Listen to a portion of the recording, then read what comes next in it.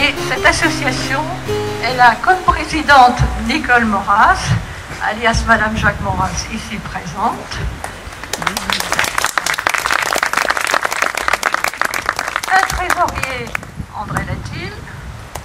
Un vice-président, Philippe Kamaski, ici présent aussi, et qui est chargé plus précisément de gérer le fameux site maurras.net. Et il le fait avec une compétence que vous connaissez. Et puis, pour ma part, je fais mon petit travail de vice-présidente. Voilà. Nous sommes deux vice-présidents. Alors, nous allons avoir 4 orateurs aujourd'hui, 4 brillants orateurs qui vont venir vous charmer. Et je vais les citer dans l'ordre dans lequel ils vont s'adresser à vous. Il y aura d'abord Maître Jacques Trémollet de Villers, brillant avocat, pas maurassien, et qui vient de consacrer sur Radio Courtoisie 4 fois 1h30 à Maurras poète. C'est vous dire s'il connaît bien la question. Également, le professeur Jean-François Mattei, que j'ai l'honneur de rencontrer aujourd'hui pour la première fois. Professeur, vous êtes un grand philosophe, on vous entend souvent, vous êtes un spécialiste de Platon, entre autres, mais j'ai remarqué, j'ai relevé dans les titres de vos ouvrages le mot de barbarie. Et je pense que ça nous amène directement à Maurras, à barbarie et poésie. Enfin, le professeur, Jean-Baptiste Donnier, si j'ai bien compris que vous êtes juriste, droit privé. Très bien. Habituel du groupe Réunis Provençal, vous avez certainement eu l'occasion de le rencontrer. Et enfin, Hilaire de Crémier, directeur de Politique Magazine, à qui me lie 50 ans de complicité en royalisme. Voilà. Donc ce sont ces 4 orateurs qui vont vous charmer tout à l'heure. Mais avant, j'aimerais quand même remercier quelques personnes. Tout d'abord, la Beta Noire qui est venue de Pologne par 3 avions pour être avec nous et nous faire une homélie absolument superbe. Également, l'abbé d'Allemagne qui nous a ouvert et facilité tout à l'église de la Madeleine. Également, tous les personnes qui ont servi, qui ont tenu l'orgue. Donc on a eu un accueil tout à fait remarquable dans cette église de la Madeleine. Et cela nous a été facilité par M. Xavier Michaud, ici présent, qui nous a donné une aide très précieuse. Je tiens à l'en remercier. Je vous dire aussi que Mme Porta, qui est la muséienne chargée de cette maison, de ce jardin, nous a aussi très gentiment accueillis et aidés. Je tenais aussi à l'en remercier. Nous allons donc faire un tour de ce jardin très rapidement. Vous avez un plan, on vous a remis un plan du jardin avec les points forts du jardin. Moi, je voudrais simplement attirer votre attention sur 2 points. D'abord, sur le mur des fastes, là derrière, vous voyez écrit Joseph Scipion Sinisbaldi, dit Pistoille, qui fut le propriétaire de ce jardin et qui, dit le mur des fastes, fut 40 fois consul de Martinique. Sur le mur, il est marqué 40. Et lui a dit, et Maurras a écrit 10. Alors bon, certainement la personne qui a rédigé l'inscription sur le mur des fastes a embelli les choses. Toujours est-il qu'il était consul de Ferrières et que donc cette maison était dans ses propriétés. Il faut signaler quand même une chose sur ce Pistoille, c'est qu'il avait adopté l'arrière-arrière-grand-mère de Charles Maurras.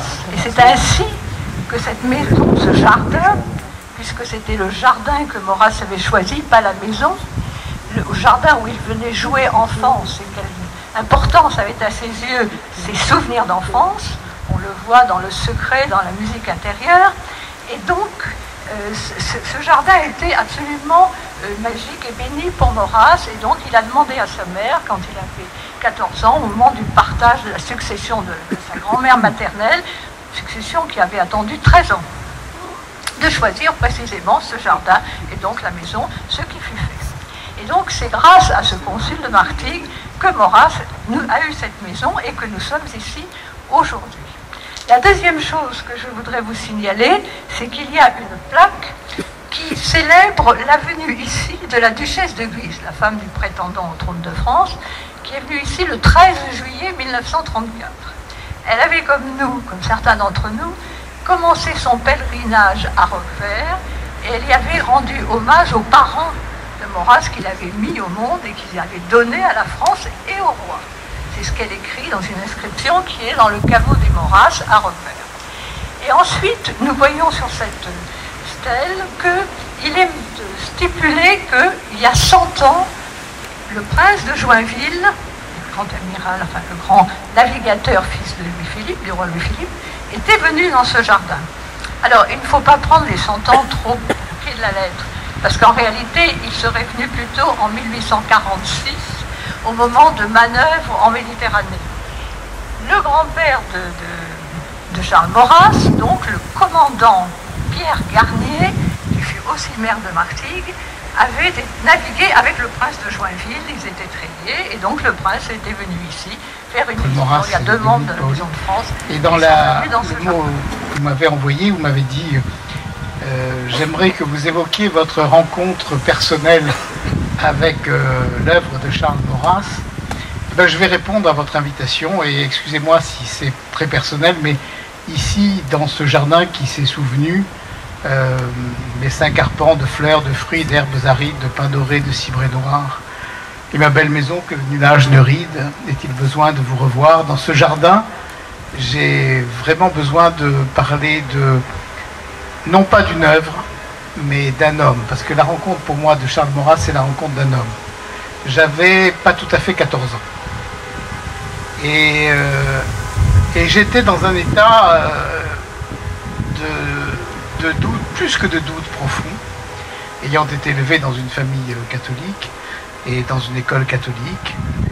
J'étais tombé tout à fait par hasard sur un livre de catéchisme de ma sœur aînée, qui était en classe de philosophie, et où l'auteur exposait les thèses antichrétiennes de Marx, de Nietzsche, d'Hegel, et en face, la réponse chrétienne.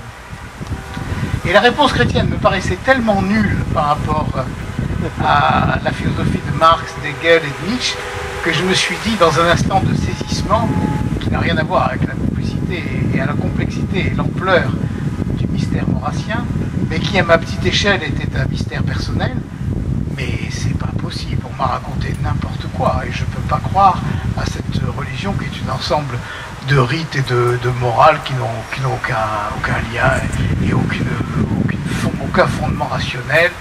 Et je me suis trouvé dans un état de doute et d'angoisse extraordinaire, parce que je ne voulais pas faire de la peine à mes parents qui étaient catholiques, et en même temps je ne pouvais pas aller contre ce qui me semblait la raison et l'intelligence même. Est-ce que mon père l'a su? Est-ce qu'il ne l'a pas su? Vous savez, entre le père et le fils, il y a beaucoup de secrets, il y a beaucoup de non-dits, il y a beaucoup de pudeur.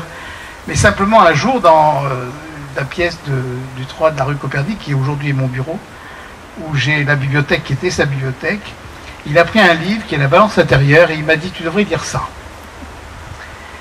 Et j'ai commencé, j'ai pas lu la préface, et j'ai commencé à lire la Balance intérieure, et je n'ai rien compris. Mais, comme Maurras le dit lui-même, si l'intelligence convainc, c'est le rythme qui persuade. J'ai chanté, je n'ai même pas récité, j'ai chanté par cœur. Ô vous, personne blanche, pure des mots déjà soufferts, je vous distingue, sous les branches d'un clos de myrte toujours vert, le long des souples asphodèles s'éveillent des grands yeux surpris, je reconnais mes cœurs fidèles dans l'entrelacs du tamari. Et je ne savais pas du tout ce que ça voulait dire, mais je me disais, mais c'est fabuleux, c'est fantastique. Et cette poésie m'a ramené, sans l'ombre d'un raisonnement, sans l'ombre d'une discussion, elle a pulvérisé Nietzsche, Freud, Marx, tout ce que j'avais lu, en me replaçant dans un univers qui est l'univers catholique. Et ensuite, quand longtemps après j'ai découvert, en lisant Le bienheureux Pidi, sauveur de la France, Maurras dit au détour d'une phrase, d'autres aussi incroyants que moi. Je dis, mais c'est pas possible, cet homme n'était pas incroyant. Et alors j'ai questionné, j'ai interrogé, j'ai vu, j'ai découvert et j'ai lu tout le mystère de Maurras. Et ça me paraissait invraisemblable que l'homme qui m'avait ramené à la foi catholique, qui m'avait ouvert le chemin, qui depuis ne s'est plus jamais refermé, de la foi catholique, était resté au seuil, ou avait buté sur le seuil, ou était entré dans un mystère, ce que je crois beaucoup plus profond, et dans une lutte avec l'ange qui a duré jusqu'à la fin, et qui est peut-être la vraie façon d'être catholique et d'être croyant. Vous savez, Simone Veil disait « Je dois être athée avec toute la partie de moi qui n'est pas digne de Dieu ». Et je pense qu'il y avait quelque chose de cette volonté, de cet esprit qui ne voulait pas se laisser abattre, ou se laisser convaincre, ou se laisser séduire par tout ce qui n'était pas sérieux, ou qui pouvait... Enfin bref, je ne sais pas. Mais en tout cas, cet homme, avec ce livre de la balance intérieure qui depuis ne m'a plus quitté. Et vous avez dit tout à l'heure, Dominique Paoli, que j'ai fait, c'est vrai, 2 fois 3 heures sur Radio Courtoisie sur la balance intérieure, et j'ai même pas abordé les poèmes, je n'ai lu que la préface. Et en relisant la préface de la musique intérieure et de la balance intérieure, et en la relisant pour les auditeurs de Radio Courtoisie, 50 ans après l'avoir découvert, j'ai trouvé des choses que je n'avais pas compris. Et j'ai trouvé, c'est mon second point, si on peut dire, de ce que je voulais vous dire, que Maurras, c'est d'abord un cœur fervent, un cœur passionné. Et que avant la raison, au-delà de la raison et avec la raison, c'est le cœur qui parle, les fins muettes du cœur. Et que c'est sur ce cœur, qui d'ailleurs est là, et c'est pour ça que je suis vraiment très, très ému aujourd'hui de parler ici, je pense qu'on pourrait être tous très émus de parler ici, devant le cœur de Maurras, avec cette inscription « Lamar, bello plano, es mugu, dodo paradis, es lavandgoud », qui est le chant 10 de Mireille, et quand Mireille va mourir et qu'elle voit la mère qui la conduit au paradis, et que les saintes l'évangélisent, et lui apprennent qu'au-delà de l'amour humain, mais en même temps à travers l'amour humain, elle perce et elle transperce et elle arrive dans l'amour divin, et que la mère, qui est ce qu'il y a de plus naturel, et qui parfois est ce qu'il y a de plus méchant, et qui parfois est de plus terrible, est en même temps la face du ciel, l'autre face du ciel, et que rien au monde n'épouse complètement le ciel comme la mer. Le ciel couvre la mer et lui donne toutes ses couleurs, et la mer frémit à ce que le ciel lui donne, et c'est l'union du ciel et de la terre. C'est l'union du surnaturel et du naturel. C'est le lien qui fait de ce que Thibon appelait de Maurras le génie religieux de Maurras, au sens fort du terme, de celui qui relie tout ce qui a été séparé, le naturel et le surnaturel, l'humain et le divin, la foi et la raison, l'intelligence et le cœur, la sensibilité et la raison, insensibilité, mère de déraison. Il y a vraiment dans cette conduite, et vous avez dit tout à l'heure, le maître, pour moi il a été, et il continue, et il sera je pense jusqu'au bout, et c'est pour ça que j'ai voulu venir, en traversant la Méditerranée de ma Corse maternelle jusqu'ici, et en la repassant, simplement pour venir faire un acte, parce que m'a dit mon épouse, elle me dit, mais qu'est-ce que tu vas faire là, Marty? Je dis, je vais faire un acte de piété. Je vais faire un acte de piété, au sens fort du terme. Madiran a écrit un très beau petit livre, Pius Maurras, sur vraiment Maurras et l'homme de la piété, et je voudrais faire un acte de piété envers celui, de reconnaissance envers celui à qui je dois énormément de ma vie, et je crois que nous sommes très nombreux, de ma vie d'esprit, je crois que nous sommes très nombreux à être dans ce cas-là. Et je voudrais évoquer un souvenir, puisque vous parlez des rencontres, d'un février, je ne sais plus de quelle année, mais d'un mois de février où nous étions deux ici, Jean Housset et moi, devant ce cœur-là, dans ce faux printemps de Provence qui est à la fois froid et magnifique parce que la moindre étincelle jaillit, le moindre grain de pierre, la moindre feuille d'arbre se dessine dans la lumière. Il me saisit le bras dans un geste d'affection pudique en me disant disant « Vous ne voulez pas trémoler » parce qu'il était d'une génération où on ne disait pas tellement les prénoms, on disait non. Vous ne voulez pas trémoler que nous récitions un « Je vous salue Marie ». Alors nous avons récité un « Je vous salue Marie » devant le chœur de Maurras, et je trouve que c'était parfait. Je me suis souvenu à ce moment-là d'une formule que mon père me disait aussi. Tu sais, quand il attribuait à Peggy, je ne sais pas s'il avait vraiment de Peggy, parce que mon père avait l'habitude d'attribuer des formules à des poètes qu'en fait il inventait lui-même, mais enfin peut-être elle est de Peggy. Quand on ne peut plus dire que votre volonté soit faite, on peut toujours dire « Je vous salue Marie ». Et je crois que pour Maurras, la dévotion à Marie, qu'il a chanté tellement dans l'Ode à la bataille de la Marne, votre terre défleurie, désert de cendres et de ciel ne porte plus l'ogive en flammes. Au pied de Notre-Dame, s'ouvrir au pied de Notre-Dame, jurer l'amour entre ses mains et lui chanter ô belle, ô claire, dans la maison d'un même père, abriter nos cœurs pèlerins. Et dans son discours à l'Académie française, ô Notre-Dame, que c'est beau. Pas tellement d'académiciens qui, dans leur discours de réception à l'Académie française, se sont écriés « Ô Notre-Dame, que c'est beau ». Et c'était vraiment cette communion enfin, je vous salue Marie en Maurras, et après, à m'avoir lâché le bras, il m'a dit « C'est beau quand même, Trémollet, notre amitié en Maurras ».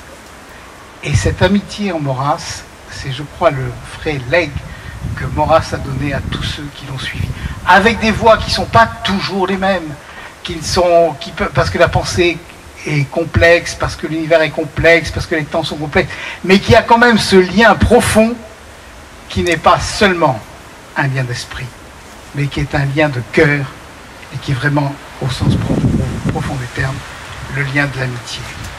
La troisième personne que je voudrais évoquer ici, parce que les rencontres avec Maurras, ce sont des rencontres avec d'autres, c'est aussi un ami de Maurras, qui fait aussi pour moi un maître et un ami, c'est Gustave Thibon, qui me disait mon ami Maurras, mon ami Maurras. Alors, et qui m'a appris la Grèce. Je suis grec jusqu'au bout des ongles à cause de Charles Maurras, et qui lui-même était, ce que j'ai dit tout à l'heure,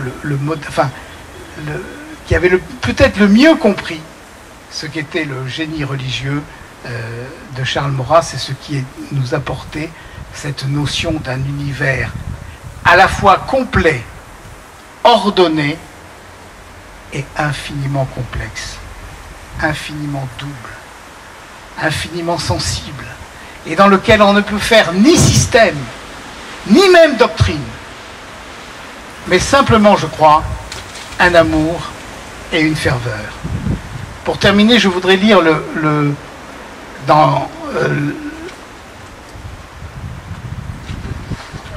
l'exemplaire de la balance intérieure que j'ai là, et qui est un exemplaire auquel je tiens beaucoup, parce que c'est l'exemplaire que Charles Maurras a dédié à Émile Malle, le grand historien d'art, et qui dit beaucoup de choses, parce que c'est en 1952, et c'est écrit à Monsieur Émile Malle, très cordial hommage et reconnaissant souvenir d'un trop timide amateur des églises de la contre-réforme qui ont vu son baptême et verront son enterrement. C'est magnifique. Donc, le vieil auteur, Charles Maurras. Donc, quand il écrit cela, qu'il envoie cela à Émile Malle, il a décidé, et il a décidé complètement, il aurait pu décider autre chose, de faire ce que sa mère lui avait dit: Charles, tu feras comme moi. Et il a fait comme elle. Il a reçu les derniers sacrements et il s'est fait enterrer dans une église de la contre-réforme. Je ne sais pas, la réformée, je ne sais pas si c'est la contre-réforme. Mais en tout cas, il s'est fait enterrer dans cette église. Mais je voudrais, pour terminer, finalement, il vaut mieux laisser parler Maurras que moi, lire, enfin, que nous lisions ensemble, que je vous rappelle ensemble, cette ballade qui, pour moi, est un des poèmes qui reste le plus présent, parce que il dit le plus la nature profonde du désir d'unité de Maurras, au-delà de ce qui apparaît n'être pas l'unité, et sans vouloir forcer l'unité, malgré le fait que les séparations et les distinctions, voire les oppositions, apparaissent. C'est la ballade sur la nature du désir. Écoute-moi, jour après jour, se fait la nuit qui toujours dure. Le temps de la jeunesse est court, et dans ta pulpe à peine mûre, l'ombre de l'âge te torture. Mieux vaut te dire, ami mortel, quand vain s'approche la foi dure, le désir est spirituel. Le sang doré qui te parcourt est comme un vent dans la voilure, remplit sans cesse à long coup sourd un cœur usé qui trop endure. Son flot chargé de tes souillures, ô chair liquide, ô pu, ô fiel, n'obéira qu'à psyché pure. Le désir est spirituel. Celui que ronge le vautour a délaissé sa créature. Le roi des dieux qui n'est qu'amour s'est reconnu dans nos blessures. Nos pères firent ce qu'ils purent. Mais rameaux du divin autel, leur feu jaillit des sépultures. Le désir est spirituel. Envoie. Et là, je crois qu'il y a l'âme profonde de Maurras vers ce qu'il appelle d'ailleurs à la fin du mystère d'Ulysse, la ferme volonté de sa vie éternelle. L'élan sacré de la nature emporte l'âme jusqu'au ciel et parquerie de ton injure, le désir est spirituel. Dans ce jardin qui s'est souvenu, au-delà de toutes les infamies de la terre, demeure ce qu'il appelait lui-même le grand rire de l'immortel. L'immortel est parmi nous. Bien, je remercie d'abord Nicole Maurras et les organisateurs de ces rencontres de m'avoir invité à parler. Je vous demande votre indulgence parce qu'on m'a demandé de parler du chemin de paradis. J'ai préparé quelque chose de relativement précis et donc à l'opposé de mes habitudes, je ne vais pas improviser, mais sinon vous lire, tout au moins rester relativement près de mes notes qui sont précises sur un texte extrêmement difficile, le texte de l'ouvrage qui porte ce nom et qui a donné ce nom à la maison où nous sommes, c'est-à-dire la maison du chemin de paradis. Donc cette maison tire son nom d'un recueil de 9 contes qu'a publié Maurras en 1895 après 5 ans de rédaction et de publication dans différentes revues. Et ça ouvre aujourd'hui le tome 1 de ses œuvres capitales. Le jeune écrivain, dont c'est le premier livre important, n'a alors que 27 ans et les écrits ont été rédigés entre 20 et 23, 24 ans. Donc c'est un ouvrage tout à fait remarquable de maturité, qui sera salué d'ailleurs par Anatole France et par Marcel Proust. Alors cet ouvrage, Le chemin de paradis, s'inscrit dans la lignée de l'hellénisme très en vogue à la fin du XIXe siècle, mais dépasse pour proposer ce que Stéphane Giocanti, dans sa biographie monumentale sur Charles Maurras, appelle une poétique méditerranéenne à partir d'une réflexion sensuelle et païenne, et non pas religieuse, mais j'y reviendrai, sur l'homme et sur le monde. Maurras joue ici de toute une palette mythologique, pleine de réminiscences antiques, pour mettre en scène sa philosophie à la fois grecque, romaine et provençale. Et dans une lettre datée du 10 décembre 1892, il annonce à son correspondant la publication prochaine d'un livre de mythes, c'est ainsi qu'il l'appelle, Le chemin de paradis, un livre de mythes, qui aurait pour titre, c'est le premier titre, La douce mort. Et le titre changera bientôt en Le chemin de paradis. Mais l'énigme de la mort reste présente dans ces contes, dont certains sont manifestement inspirés d'Edgar Poe. L'influence de l'écrivain américain ne doit pas être négligée chez Maurras, très souvent on ne pense pas à le faire, comme chez Pierre Boutan, le plus célèbre peut-être des disciples de Maurras. Dans une note sur l'un des 9 contes qui s'appelle Les Serviteurs, Maurras fait une allusion directe à Edgar Poe et à un conte de Poe qui s'appelle Le colloque de Monos et de Una. Et il en cite même un passage essentiel. Il s'agit d'un dialogue des morts, car Monos et Una, qui étaient 2 amants dans leur vie antérieure, se parlent dans l'au-delà. Monos confie à Una, qui était son amante, sa maîtresse, qui vient de rejoindre aux portes du paradis, ce qu'il pense de la condition humaine et du monde moderne. Je cite Edgar Poe, comme Maurras cite Edgar Poe. En dépit de la voix haute et salutaire des lois de gradation qui pénètrent vivement toutes choses sur la terre et dans le ciel, des efforts insensés dans le monde furent faits pour établir une démocratie universelle. C'est Edgar Poe qui parle.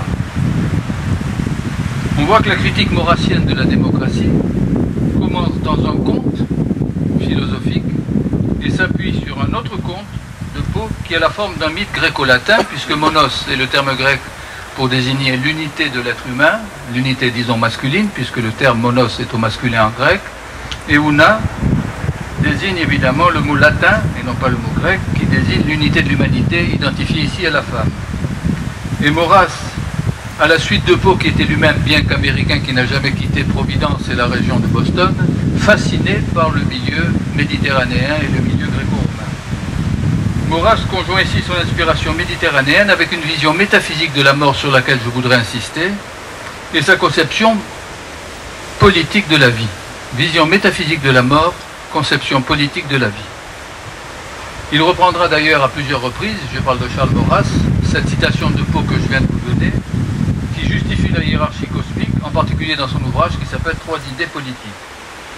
Et Poe, à son tour, l'avait trouvé, cette citation, ce que l'on ne sait pas toujours, dans une tragédie de Shakespeare qui s'appelle « Troilus et Cressida », qui se passe à l'époque de la guerre de Troie. Celui qui parle, et que je vais citer dans un instant, n'est plus Shakespeare, c'est Ulysse.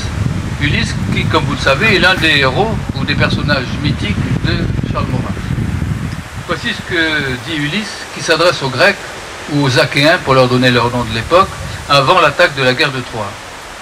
Les cieux même, les planètes et ce centre de la Terre où nous sommes, observent avec le rang, la place et le degré, position, direction, saison, mesure et forme, coutumes et fonctions en tout ordre donné. Il s'agit d'un ordre du monde, d'un ordre cosmique.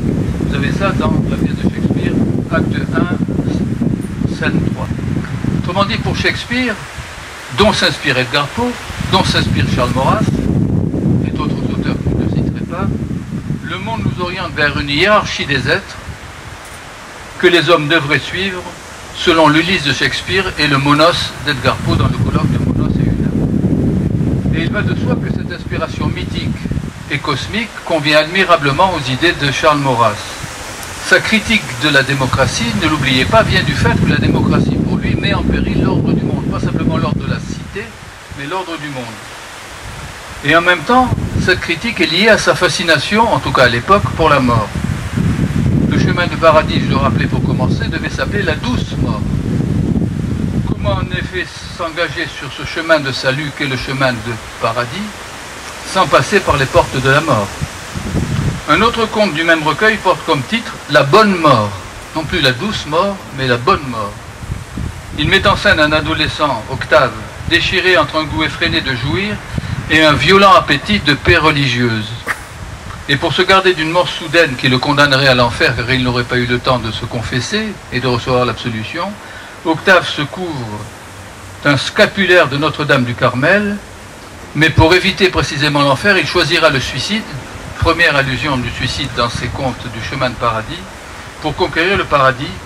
Et Maurras écrit de son héros qu'il réussit à joindre ainsi la terre au ciel, toujours cette dimension du terrestre et du céleste, ou comme disait Maître Trémollet de Villers tout à l'heure, cette dimension de la mer et du ciel, la mer étant le miroir qui reflète l'ensemble du ciel, la mer ou la terre, comme on voudra, l'élément physique ou l'élément maritime. Le chemin d'Octave sera libéré et il rejoindra le ciel guidé par la Vierge Marie, bien qu'il ait fait tous les péchés, si je puis dire, du monde. Et il me semble que le chemin d'Octave et ce cheminement qui va jusqu'au suicide, ce qui ne sera pas le cas de Maurras, est en même temps, d'une certaine manière, le chemin de Maurras qui a été fasciné par une mort qui serait le chemin pour conduire au paradis.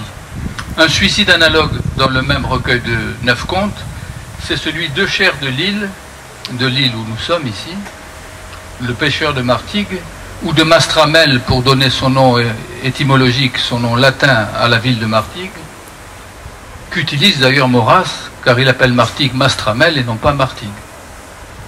Il a remonté de la mer, ce pêcheur, nommé Eucher, le corps d'un jeune homme merveilleux que la mer a conservé dans la mort, comme s'il avait été en quelque sorte embaumé. Et la mort va lui parler, exactement comme chez Edgar Poe dans le colloque de Monos et Una, dans une sorte de dialogue des morts. Le mort repêché, comme une sorte de sirène ou de poisson masculin, va parler au pêcheur. Et Eucher, le pêcheur, après s'être identifié au mort qu'il a ramené dans ses filets, se laissera glisser dans l'eau, comme Mireille dans le poème de Mistral, dont il était question tout à l'heure, pour en finir avec une vie qui doit le mener dans l'au-delà. Et donc dans l'ensemble de ce texte, le chemin de paradis, il va y avoir sans arrêt cette sorte de fascination de la mort, souvent à partir du suicide, précisément parce que cette mort conduit aux portes du paradis. Mais là, je reprends le titre d'un film américain qui portait ce nom, de Michael Cimino. Que l'on parle du chemin de paradis ou des portes du paradis, il y a toujours un seuil qu'il faut franchir, et ce seuil, c'est tout simplement le seuil du saut de la foi, comme disait Kierkegaard. Alors, l'inspiration de ces contes philosophiques, de ces 9 contes philosophiques du chemin de paradis, est doublement tissée d'amour et de mort. Et de nouveau, on reconnaît l'influence d'Edgar Poe, qui, dans un sonnet relativement peu connu, car on connaît toujours de Poe le Corbeau, le fameux sonnet Le Corbeau, qui a été traduit par Charles Baudelaire, dans le sonnet Al Aharaf, écrivait, je vous donne ce distique admirable d'Edgar Poe, « Je n'ai pu aimer que là où la mort mêlait son souffle à celui de la beauté. Je n'ai pu mêler que là où la mort mêlait son souffle à celui de la beauté. » Il me semble que ça dépeint non seulement bien Edgar Poe, mais Charles Maurras en tant que tel. Alors il me semble que cette inspiration, si on veut trouver une origine à l'inspiration d'Edgar Poe, mais aussi bien de Maurras, est beaucoup plus platonicienne que chrétienne, et rappelle l'enseignement du banquet de Platon, un dialogue qui, comme le rappelle Pierre Boutan à plusieurs reprises, fascinait absolument Maurras, qui est resté toute sa vie fidèle au banquet. Et quand vous lisez une autre nouvelle, un autre conte de ce recueil de contes qu'est Le chemin de paradis, vous vous apercevez que dans La Reine des Nuits, vous avez un hymne amoureux à la lune, Phébé la brillante, pour lui donner son nom grec, qui se métamorphose dans les 3 femmes que le narrateur anonyme a aimées, Hélène, Sylvia et Lucie. Et ces 3 femmes se confondent dans ce que Maurras appelle le miroir magique de la lune. Le thème du miroir me paraît un thème tout à fait important chez Maurras, on en a parlé tout à l'heure dans la conférence inaugurale. Toutes les 3 femmes, Hélène, Sylvia et Lucie, se confondent dans le miroir magique de la lune, dans une essence féminine, dit Maurras, c'est du platonisme pur et dur, une essence de la femme,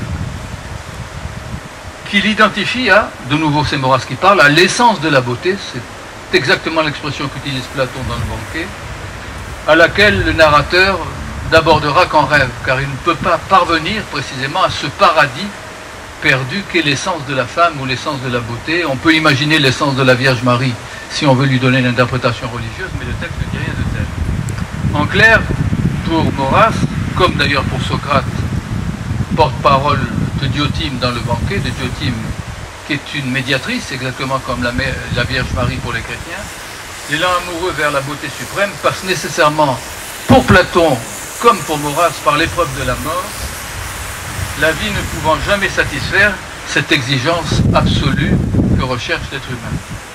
Et on retrouve cette idée dans un autre conte du même recueil, Les 2 Testaments de Simplice, qui reprend de nouveau chez Maurras la tradition très connue chez les Grecs et les Romains du dialogue posthume, dans lequel des personnages dialoguent alors qu'ils sont morts. Ils dialoguent dans l'au-delà, ou de l'au-delà. Nous avons Simplice, un gentilhomme provençal, qui est assassiné par ses 2 maîtresses. Il est assez rigoureux en matière amoureuse, il en a 2, qui vont ensuite se tuer sur son propre cadavre mutuellement. La scène est absolument horrible, si vous l'avez lu. Et ce Simplice, ce gentilhomme provençal, d'ailleurs toutes ces 9 nouvelles se passent en Provence, j'ai omis de vous le dire tout à l'heure, ce Simplice a écrit une dernière lettre, lettre d'un ami de la mort, non pas lettre d'un mort, mais lettre d'un ami de la mort, oui, cette façon d'insulter ma mort. Je ne sais si Maurras a pensé ici aux Énéades de Plotin ordonnées en 9 parties ou aux neuvaines de la religion catholique. Je vous rappelle que pour le christianisme, une neuvaine est une dévotion publique ou privée qui dure 9 jours. Saint Jérôme disait d'ailleurs de la neuvaine que le chiffre 9, je cite Saint Jérôme, vous voyez que j'ai des lettres, le chiffre 9 marque la souffrance et le chagrin dans l'écriture celte. Et je trouve que le chiffre 9 marque la souffrance et le chagrin de la mort dans l'écriture maurassienne. On ne trouve pas de chiffre 9 chez les Juifs, c'est le chiffre 7 comme vous savez, le chandelier à 7 branches, mais on le trouve chez les Grecs et les Romains qui observaient toujours un deuil de 9 jours après une mort. Et c'est sans doute pour suivre cet ordre symbolique que Porphyre, le disciple de Plotin, organisa les leçons de son maître en Énéade, c'est-à-dire en neuvaine. Or, le chemin de paradis, s'il ne suit pas la neuvaine catholique, tout en conservant son thème de souffrance liée à la mort et à l'amour, est distribué en 9 contes, ordonnés en 3 domaines qui sont les 3 stades de l'existence pour Charles Maurras. Il les appelle au pluriel tous les 3, religion, volupté et harmonie.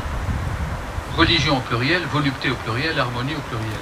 Dans une sorte de gradation dont je voudrais vous montrer la clé. Et à la fin de sa préface au recueil des contes, Maurras laisse entendre quelle est la clé de l'ouvrage, car c'est un ouvrage, à mon sens, complètement codé. 9 fois dans ses récits égalant le nombre des muses, 9 fois dans ses récits égalant le nombre des muses, j'ai évoqué en présence de 1000 erreurs les types achevés de la raison, avec une majuscule, de la beauté, avec une majuscule, et de la mort, avec une majuscule. C'est la triple et unique fin du monde. Il faudrait aussi mentionner chez Maurras dans le même texte les 9 cieux dont il parle pour éclairer le rêve du narrateur de la Reine des Nuits. Il faut comprendre, si vous le voulez, cet ouvrage comme 9 étapes sur le chemin de la vie de tout homme, évidemment, et pas simplement des héros de Maurras. Un chemin de la vie qui, par-delà la mort, serait le chemin du paradis. Alors, comment est-ce que l'ouvrage est construit? Aux 3 contes des religions correspondent le type achevé de la raison, l'expression est de Maurras, le type achevé, donc la structure ontologique fondamentale. Aux 3 contes des religions correspondent le type achevé de la raison, aux 3 contes des voluptés, le type achevé de la beauté, et aux 3 derniers, la beauté, et Maurras pense ici à la beauté grecque, qu'il cisèle dans son conte sur Phidias, sur lequel je reviens dans un instant, et la mesure amoureuse des voluptés. Quant à la mort, et Maurras songe ici à la mort grecque chantée par les poètes, par exemple à la mort de Patrocle, ou à la mort de tous les grands héros dans les tragédies grecques, cette mort est la divine mesure des harmonies. Alors tout l'ouvrage du chemin de paradis est donc conduit par la métaphore du chemin de la vie présente vers le paradis futur à travers une épreuve absolument inéluctable, à travers le passage totalement inéluctable de la mort. Et le conte le plus remarquable à cet égard, vous me permettrez d'y insister une minute, c'est celui qui s'appelle Les Serviteurs, qui se passe entièrement chez les morts, exactement comme dans la Nekia d'Ulysse, c'est-à-dire le voyage chez les morts d'Ulysse dans l'Odyssée. Le narrateur qui s'appelle Criton, encore un coup d'œil évidemment à la pensée grecque, je vous rappelle le dialogue de Platon qui s'appelle le Criton, dans lequel Criton, qui est un Athénien moyen, standard, va voir Socrate dans sa cellule avant sa mort. Ce Criton en question, qui est donc l'homonyme du Criton de Platon, se retrouve aux Champs-Élysées après son décès. Et son ancien serviteur, qui s'appelle Androclès, déplore que son maître soit mort comme lui et qu'il ne puisse plus régner sur ses serviteurs. Et Maurras justifie dans ce conte l'ordre inégalitaire de la vie grecque par une sorte d'éloge de la hiérarchie qui structure pour Maurras une véritable communauté au lieu de laisser celle-ci se dissoudre dans un individualisme absolument mortel. C'est encore ce que montre un autre conte parmi les 9 contes philosophiques en question, qui s'appelle Le Miracle des Muses. Dois-je vous rappeler que les muses sont au nombre de 9, dans lequel on voit Phidias, le grand statuaire athénien, qui se retrouve en exil à Olympie pour sculpter la statue chryséléphantine en or et en ivoire, donc de Zeus à Olympie. Et Phidias est mis en scène de façon presque comique par Maurras, sous forme d'un sculpteur qui a été si peu rétribué par les prêtres du temple, alors que la statue attire les visiteurs de toute la Grèce, que Phidias en arrive à ouvrir une école de sculpture qui est en même temps une école de blasphème à l'égard de Zeus et des dieux. Phidias, égoïste et vaniteux, déclare qu'il mourrait plutôt que de devoir son art aux muses et non pas à lui-même. Dès qu'elles entendent ce blasphème, les muses s'enfuient d'Olympie, se retirent sur le mont Olympe, et la statue de Zeus perd aussitôt son éclat dans le temple d'Olympie. Son front devient, dit Maurras superbement, terne et muet. Comment est-ce qu'un front pourrait devenir muet? Mais la formule poétique est tout à fait remarquable. Tandis que toutes les autres statues de Phidias sombrent dans la décrépitude. Quand le sculpteur Phidias voit cela, il se donne la mort, qui sera donc à la fois le sommet et le terme de son impiété. Alors que signifie cette mort? Je voudrais terminer sur ce point. Que signifie cette mort qui frappe tous les personnages du chemin de paradis, au moment même où ils sont au sommet, au fait, à l'acmé de leur vie, de leur amour ou de leur art? Cela vient du fait que Maurras, en tout cas à cette époque, pose comme axiome ou comme principe ontologique fondamental qu'il y a un point extrême, c'est une expression qu'on trouve sous sa plume, de l'existence humaine. Lorsque ce point extrême est atteint, seule la mort peut en garantir la pérennité. On le voit dans le conte qui s'appelle Le Jour des Grâces.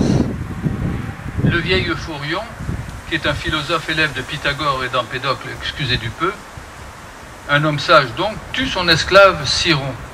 Celui-ci revient de Sybaris, la capitale, comme vous le savez, de toutes les voluptés, et il raconte à son maître l'anéantissement de la ville par les dieux qui ont puni la démesure des Sybarites qui exagèrent dans la recherche et dans la résolution des plaisirs et des voluptés. Et l'esclave lui-même, Siron, a joui de ces voluptés pendant des semaines, mais a miraculeusement échappé à la mort envoyée par les dieux. Le sage alors le transperce d'un stylet, le tue, parce qu'il n'a pas respecté l'équilibre, la mesure de la nature. Et Euphorion de se dire en lui-même, le philosophe Euphorion, rien d'entier ne demeure au monde et toute perfection entraîne la mort. Dès que l'homme confine à Dieu, ajoute Euphorion, il est juste qu'il n'ait plus que faire de vivre. Mais une telle sentence s'applique aussi à celui qui l'a prononcée, et donc le sage, Euphorion à son tour, se donnera la mort, puisqu'il est arrivé, en tuant son esclave, je cite Maurras, au plus haut point de la sagesse.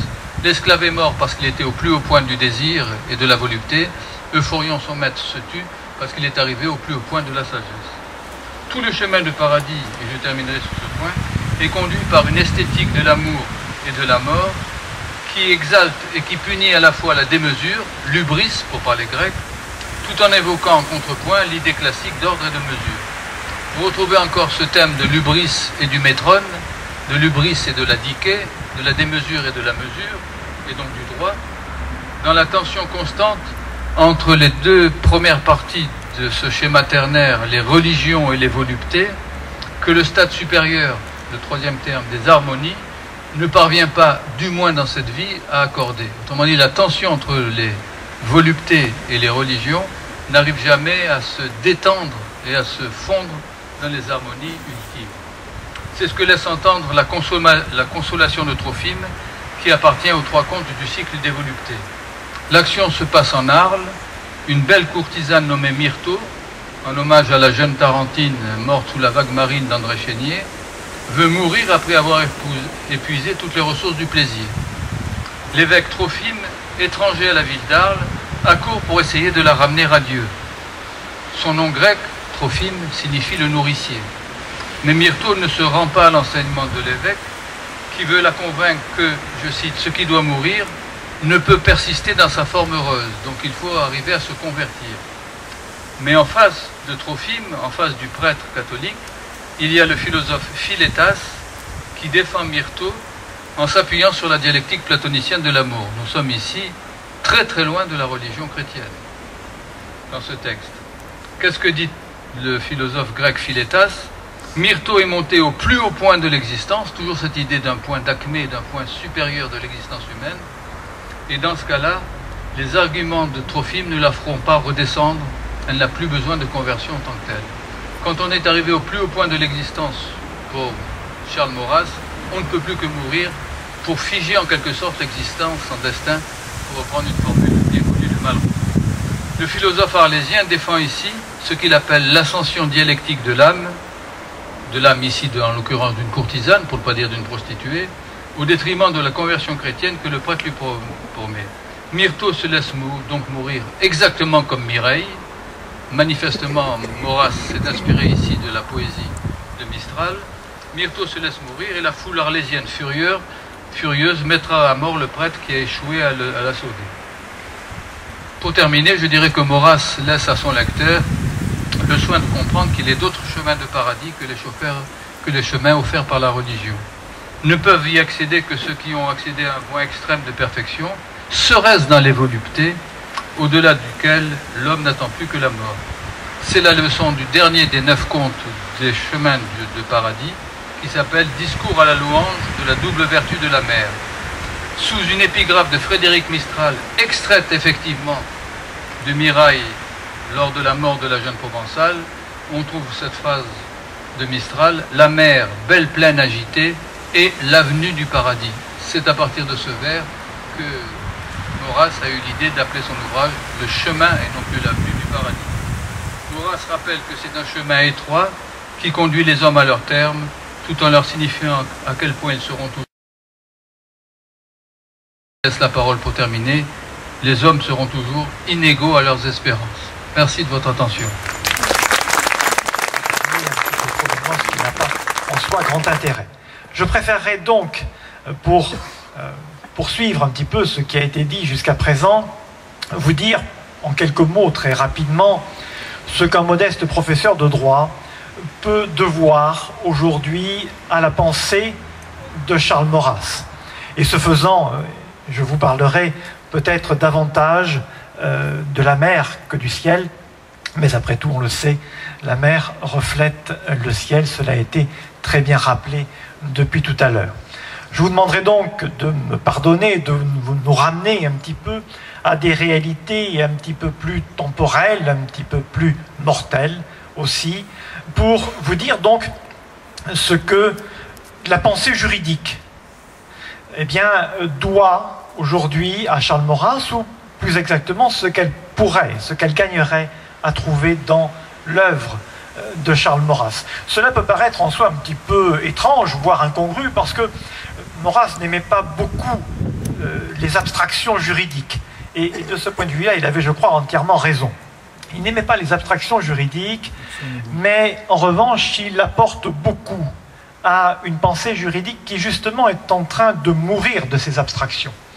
Et ce que nous pourrions trouver aujourd'hui dans la pensée de Maurras, eh bien, c'est justement, me semble-t-il, un moyen de sortir de cette crise du droit dans laquelle, finalement, la pensée juridique se trouve enfermée par l'effet de ce que Maurras très tôt a qualifié de démocratie religieuse, c'est-à-dire, on pourrait dire aujourd'hui, peut-être de démocratie totale, au fond, sinon totalitaire, en ce sens qu'on a une démocratie qui prétend tout englober, tout expliquer, tout fonder, y compris le droit.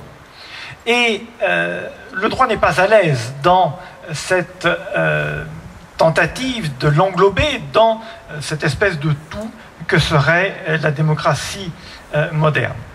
Et pour sortir donc de cette crise de la modernité juridique, eh bien, je crois que Maurras est un bon guide, parce que Maurras, cela a été rappelé ce matin dans l'homélie de M. l'abbé de Tanoirne, Maurras est un penseur moderne, mais c'est un critique moderne de la modernité.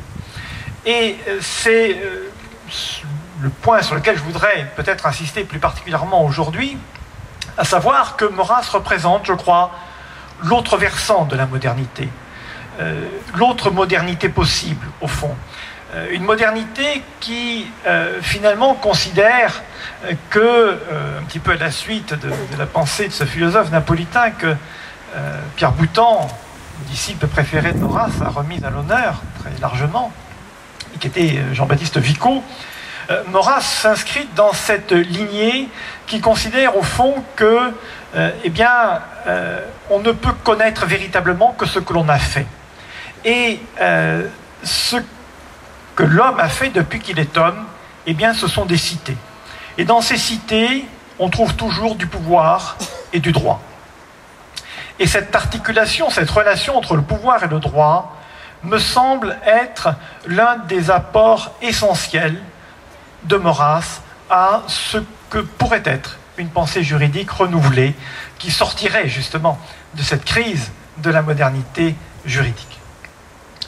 Cette relation entre le pouvoir et le droit, on la trouve exprimée, je crois, de manière assez saisissante dans deux textes de Maurras qui se répondent, l'un en prose, l'autre en vers, que la plupart d'entre vous connaissent sans doute déjà. Il s'agit bien entendu d'Antigone, Vierge Mère de l'Ordre. Maurras a donné deux versions de ce texte, une version poétique et une version en prose. La version poétique est d'ailleurs sans doute plus connue que la version en prose, mais l'une et l'autre s'éclairent, je crois, mutuellement.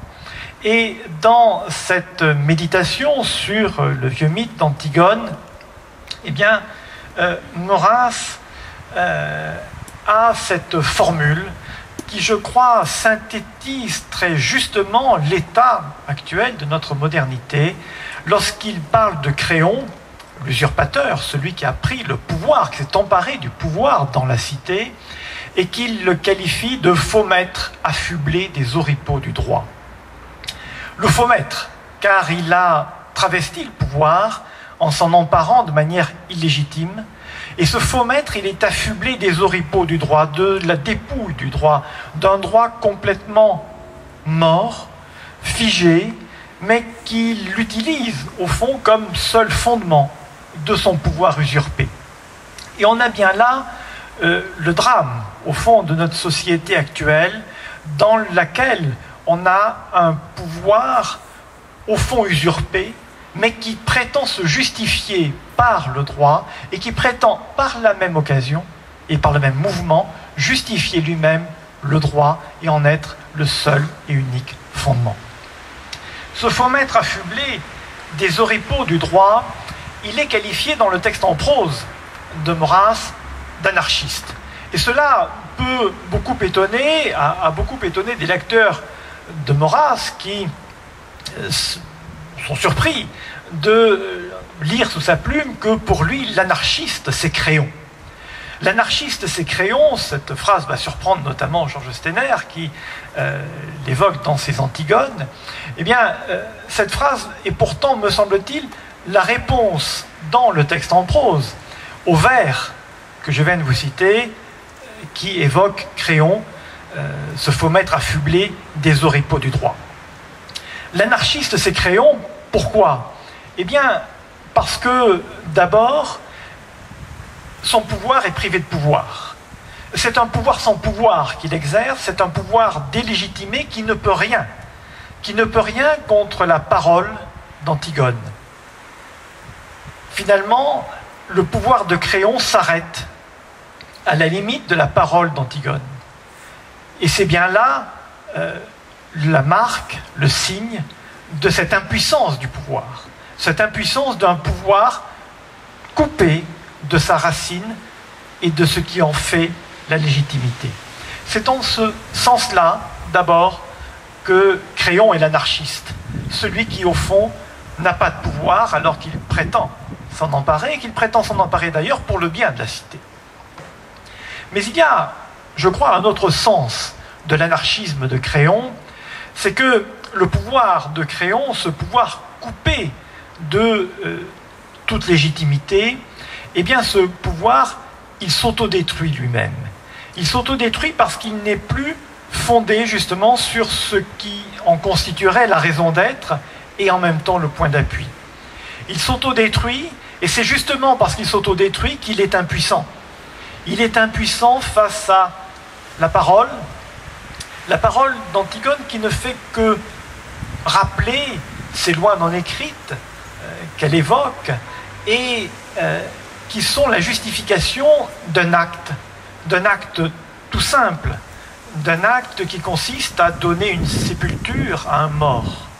Cet acte-là, on le sait, dans la tragédie de Sophocle, on n'est même pas sûr qu'Antigone l'accomplisse elle-même, puisque au moment où elle s'apprête à répandre un peu de poussière sur le corps de son frère tué devant les murs de Thèbes, eh bien le vent, comme aujourd'hui, se lève et soulève lui-même la poussière. Donc on ne sait même pas si elle accomplit le geste, au fond, mais ce qui importe, c'est qu'elle a voulu, au nom de la loi non écrite qui impose de donner une sépulture aux morts, elle a voulu donner au corps de son frère ce qui lui est dû. Elle a voulu poser tout simplement un acte juridique. Elle a voulu donner à autrui, même si ce n'est plus qu'une ombre, ce qui lui est dû, un peu de poussière. Eh bien, c'est ce geste-là qu'elle oppose par sa parole au pouvoir de Créon et par cette simple parole rappelant le geste qu'elle vient d'accomplir, ou du moins qu'elle a eu l'intention d'accomplir, elle démontre l'inanité du pouvoir de Créon. Il y a là, me semble-t-il, un petit peu une fable, au fond, de l'état actuel du droit dans une société qui pourtant se prétend être un état de droit. Un état de droit dans lequel, néanmoins, tout droit, au fond, n'est que l'expression d'un pouvoir, y compris les droits que l'on qualifie très volontiers de fondamentaux ou droits de l'homme. Ils sont tous issus, au fond, d'une manifestation de pouvoir à un moment donné. Ils ne sont pas supérieurs au pouvoir parce qu'ils sont des éléments d'un ordre total qui serait ce qu'on appelle aujourd'hui la démocratie. Eh bien, le poème de Maurras, Antigone, Vierge mère de l'ordre, et son texte en prose, qui en est l'explicitation d'une certaine manière, me semble donner justement la juste mesure, pour le coup, de la situation actuelle de la pensée juridique, au fond, qui est peut-être à l'heure d'Antigone, à l'heure où elle ne s'exprime plus que par la parole de quelques esprits libres, mais c'est une parole qui, justement, parce qu'elle est là, parce qu'elle est posée devant un pouvoir qui ne sait plus qui il est au fond, et qui n'a plus aucune légitimité, parce qu'il a refusé tout fondement sur une autorité autre que lui-même, eh bien cette parole, au fond, c'est peut-être aujourd'hui ce qui nous reste du droit. Ce n'est pas peut-être très satisfaisant pour l'ego des juristes, mais ça c'est très bien. Et en tout cas, c'est une parole qui peut être libératrice, et cette liberté, eh bien je crois que la pensée de Charles Maurras peut nous l'apporter. Voilà tout simplement le très petit témoignage que je voulais donner aujourd'hui pour dire, à ma modeste place, ce que je dois à la pensée de Charles Maurras et ce que je pense. La pensée juridique contemporaine pourrait gagner à fréquenter un peu plus intelligemment cette pensée. Je vous remercie. Avec ces orateurs prestigieux qui vous ont dit tellement de choses sur Maurras que ce que je voudrais, c'est en quelques minutes essayer de rassembler quelques idées essentielles qui, pour ma part, m'ont frappé. Ce jardin, qui s'est souvenu, ce jardin, je le connais. Quand j'étais adolescent, j'y suis venu à plusieurs reprises, dans des camps d'action, au moment des camps d'action française. J'y ai déjà parlé. J'étais à la magnifique réunion qui s'est passée sous la présidence du duc de Lévis-Mirepoix en 1968. Bref, ce sont des souvenirs personnels qui affluent à ma mémoire. Je pourrais... Oh, pourquoi? Vous me laissez une minute de plus, hein? Vous me laissez une minute de plus. Pourquoi ne pas commencer par les vers d'Anatole France qui ouvrent le chemin de paradis? Au bord des eaux de lumière fleuries, sur l'antique chemin où le vieillard des mers, entre les oliviers de la Vierge aux yeux pères, vit dans leur manteau bleu passer les trois Marie Tunaki. Ton enfance heureuse a respiré l'air latin qui nourrit la limpide pensée et favorise au jour sa marche cadencée. Le long du rivage sacré, parmi les fleurs de sel qui s'ouvrent dans les sables, tu méditais d'ingénieuses fables Charles Maurras. Les dieux indigètes, les dieux exilés, et le Dieu qu'apporta Madeleine t'aimait, ils t'ont donné le roseau de Silène et l'orgue tant sacré des pains mélodieux pour soutenir ta voix qui dit la beauté sainte, le cœur des lois traçant l'enceinte des cités, l'amour et sa divine sœur, la mort qui l'égale en douceur. Pourquoi? Maurras est d'abord un poète, et il était tellement heureux d'avoir cette admirable petite poésie d'Anatole France qu'il considérait comme son maître, et dont pourtant, vous savez que politiquement, il s'est séparé. Il s'est séparé parce que la vérité comptait d'abord pour lui. Alors, ici, nous sommes devant le Carditaf. C'est extrêmement émouvant, tous les orateurs l'ont dit. Le cœur de Maurras est là dans la boîte à bijoux de sa mère. Et la boîte, elle était trop petite, me dit Nicole Maurras. Il est là, son cœur. Et encadré par deux inscriptions, Edugard aux fausses Blépeigne, vers d'Euripide. Il est doux. C'est un plaisir de voir la lumière. Blépeigne, contempler la lumière. Tophos. Et puis, le vers qu'a cité tout à l'heure Jacques Trémonet de Villers, la mar bello plano es bungudo, du paradis es lavangudo. Et la mer, belle plaine, émue, amoureuse. Maurras traduit quelque part amoureuse. Du paradis est l'avenue. Le chemin de paradis, c'est son chemin. C'est son premier livre. Tout à l'heure, le professeur Mattei nous l'a commenté. C'est son premier livre qui a compté énormément pour lui. C'est son chemin. Et Maurras s'est toujours diverti à ces jeux de citations tels qu'il y en a sur son carditaphe. Pas un livre de Maurras, ou pratiquement pas un livre, qui ne soit doté en préambule d'épigraphes, de plusieurs épigraphes, généralement de 2, et il explique quelque part, et à plusieurs reprises d'ailleurs, il explique que la simple rencontre de ces 2 épigraphes ou de ces 2 citations devrait suffire à réveiller un mort. Apparemment.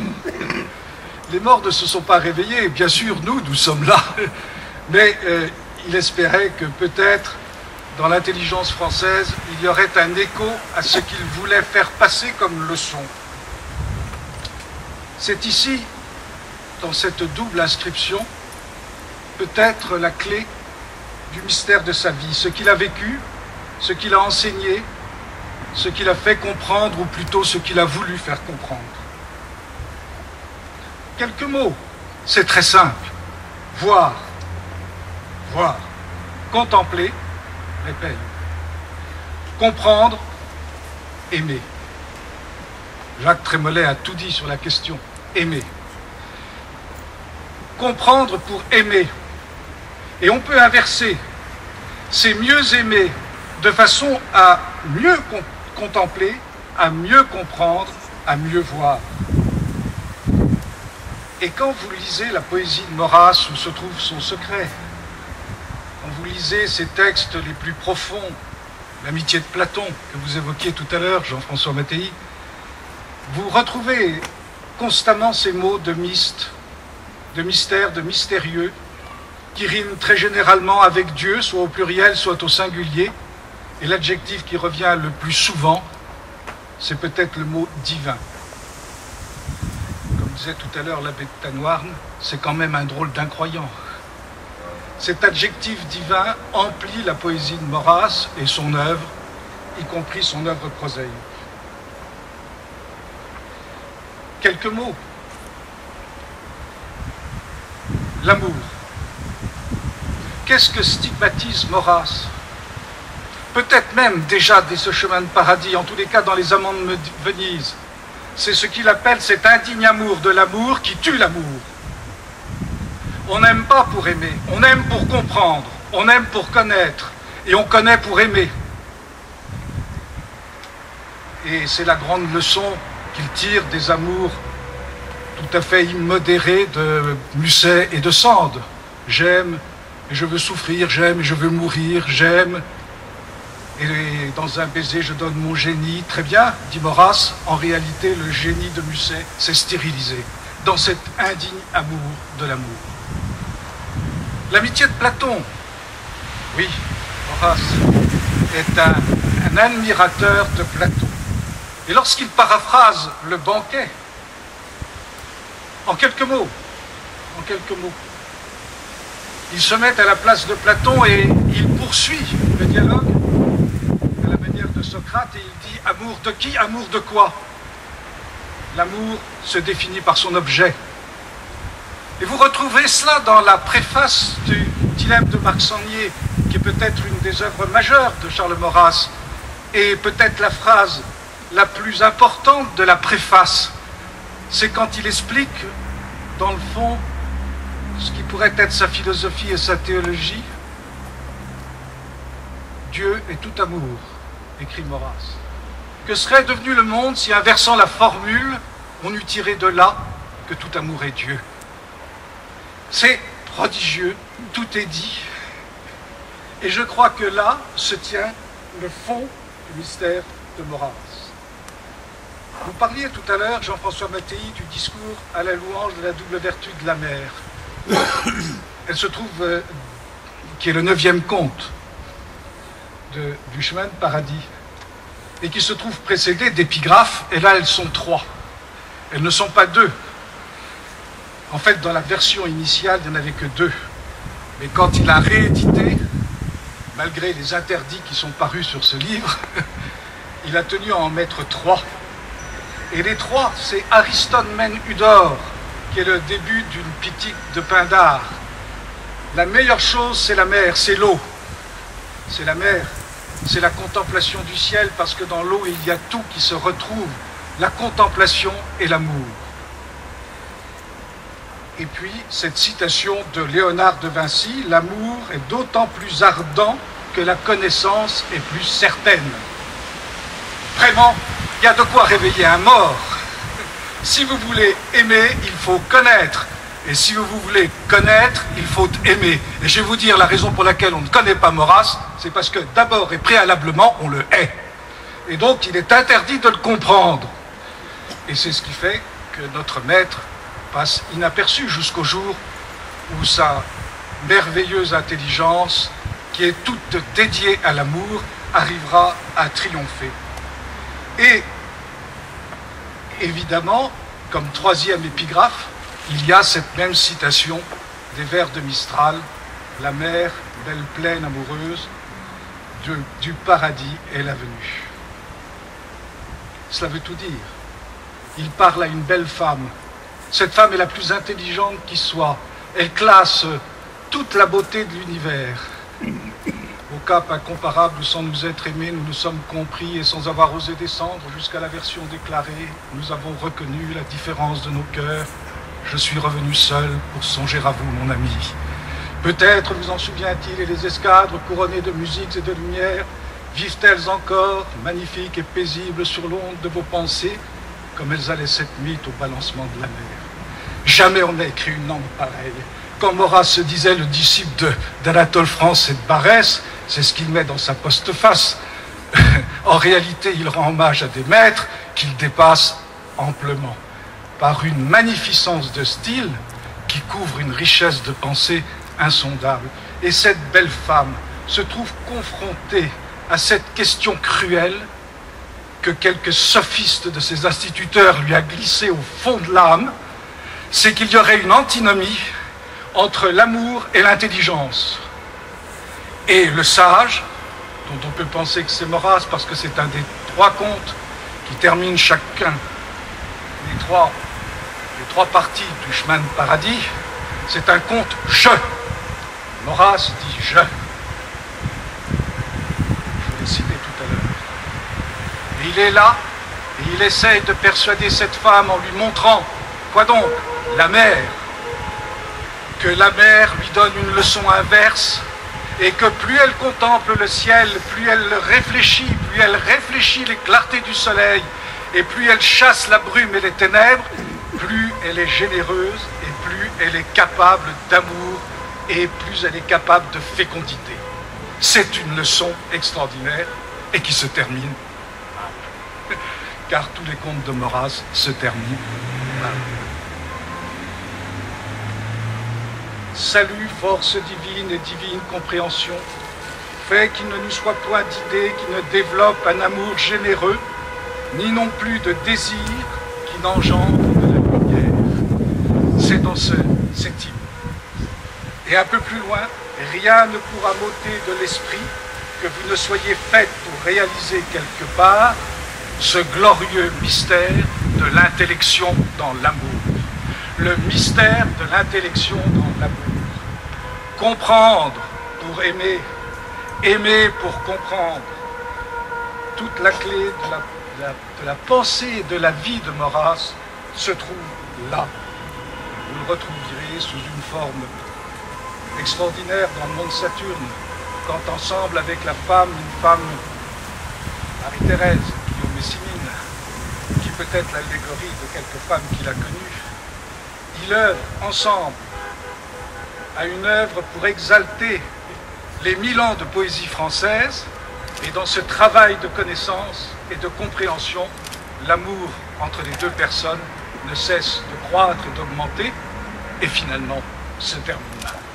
Car toujours, ça se termine là. Mais toute la poésie de Maurras,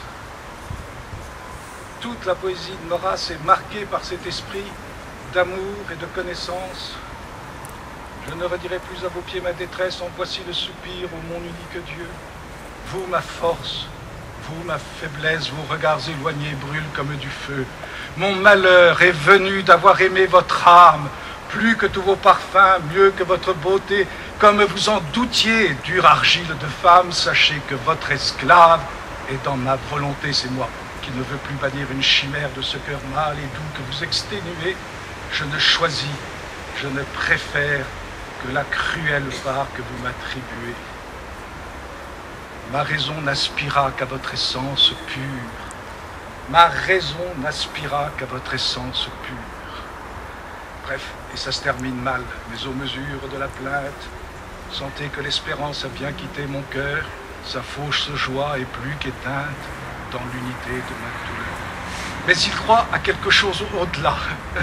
Je crois à la bonté des ombres éternelles, là les silencieux persuadent un jour, et cendres du flambeau de tendeur fidèle, dans le lit du regret, font couronner l'amour. On le regrettera, et on comprendra que c'était un homme d'amour. Eh bien, toute sa vie, ce fut cela. L'œuvre de Maurras fut un amour de la France, ça a été dit ce matin par l'abbé, ça a été dit tout à l'heure par Jacques Trémollet, fut l'amour de la France, et au service de cette France qu'il aimait, il a mis sa connaissance et sa connaissance politique. La politique, c'était sa manière de connaître. La France, c'était l'objet aimé, comme dans Platon. Et toute la dialectique de Maurras tourne autour de ces deux termes, aimer et connaître. Que pourrais-je dire encore? Quelques mots simplement, si Daniel me les laisse, pour évoquer les 4 nuits de Provence, dont 2 se déroulent incontestablement ici, et dont il écrit, dont il dit que c'est pour lui une sorte de mémorial. Et je pense que les 4 nuits de Provence définissent également un chemin, qui est comme un chemin de paradis. La première de ces nuits, il raconte un souvenir d'enfance, de Noël, et il demande à son père et à sa mère ce que signifie le mot enthousiaste. Et on lui explique que enthousiasme, c'est Dieu en soi, ce qui est l'étymologie du mot grec.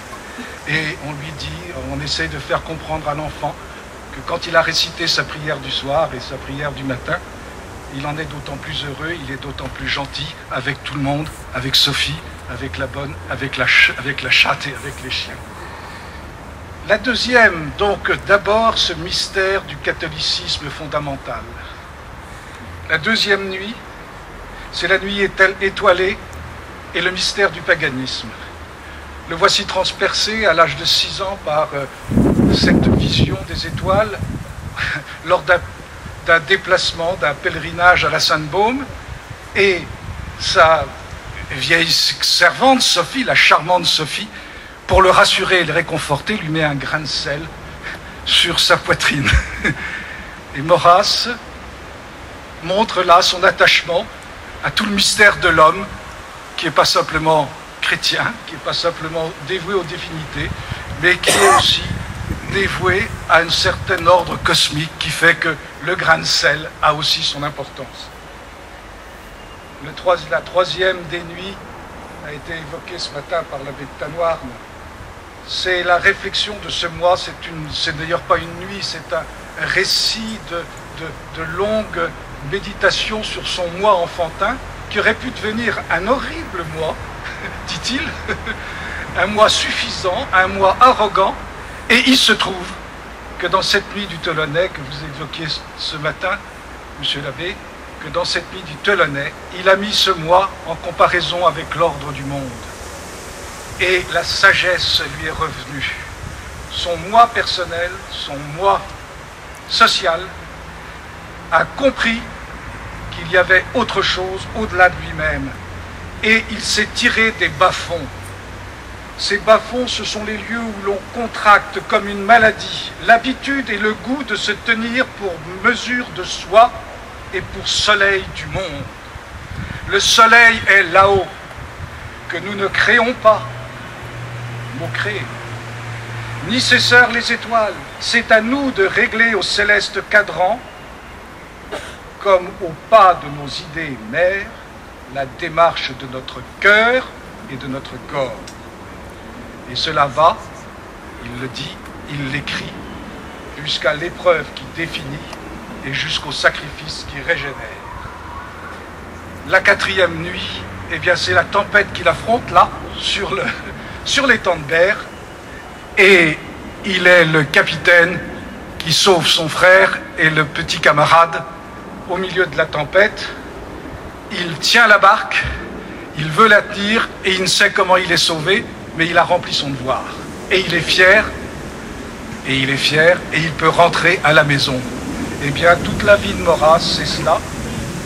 Je crois que sa vie est un exemple, avec ce catholicisme fondamental, ce paganisme qui n'est rien d'autre qu'une sorte d'adhésion à l'ordre du monde, avec cette forte répression des orgueils d'un moi qui pourrait devenir insupportable, et avec cette volonté de rendre service et de sauver ce qu'il pourra sauver sur sa petite barque. Nous avons toute la vie de Maurras.